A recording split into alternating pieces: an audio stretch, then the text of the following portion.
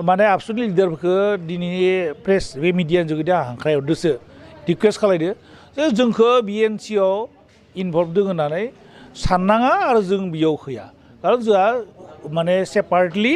Bodoland student organisation दंखायो गतिके जों आलदायै दानानै इयाव माने इन्टारेस्टेड नङा बिदि दानो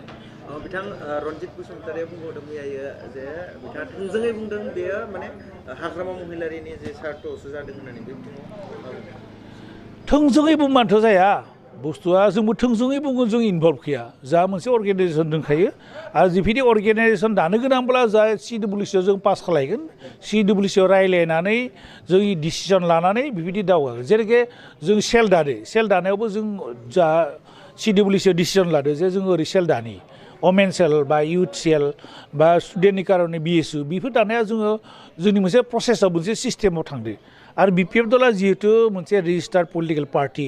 गतिके जों मोनसे सिस्टेमनि गेजेराव खारो रायलायनानै डिसिसन लानासो माबा दावगानायखौ जों मावो गतिके सोरनिबा सार्थनि कारणे सोरबा पार्सनेलि मोनसे अर्गेनाइजेसन दानायनि बाथ्रा इयाव फैयाखै आरो हाग्रामा महिलारि बिथाङा जोंनि प्रेसिडेन्ट अनारेबल प्रेसिडेन्ट गतिके जि मावो जों रायलायनाय मावो गतिके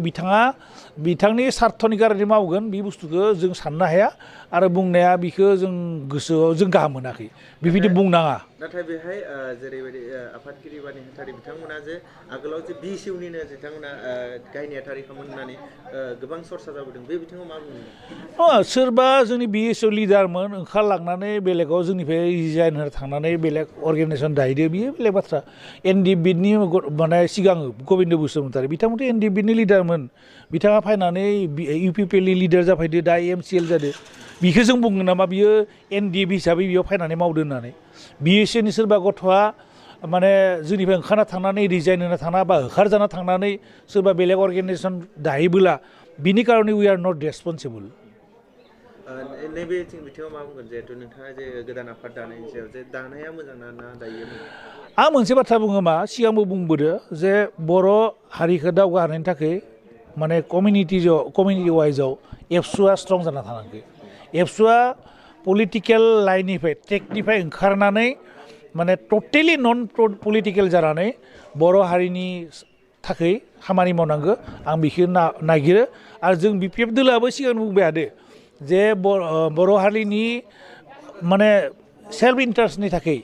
ABSUआ स्ट्रं जाना थाबोला जुदि माबा मदद नांगौब्ला जोङो पलिटिकेलि नङा नन पलिटिकेलि जों हेल्प खालायनो गोनांबा खालाय नोंथांनि बुंनाय बायदिब्ला दिनैनि दिनाव ABSUआ जे बिथांमोना जेरैबायदि थानानै खामानि मावनांगौ ओरैबायदि मावाखै ट्रेकनिफ्राय गास्लिदनाय बायदि जों मोनदो खारन थांनाय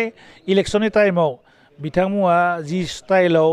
UPPLखौ पलिटिकेल पार्टिखौ मदद होदो बियो मोनसे नन पलिटिकेल स्टुडेन्ट अर्गेनाइजेसननि केरेक्टार नङा आंबोथ' स्टुडेन्ट अर्गेनाइजेसन लिडार जाबोदोंमोन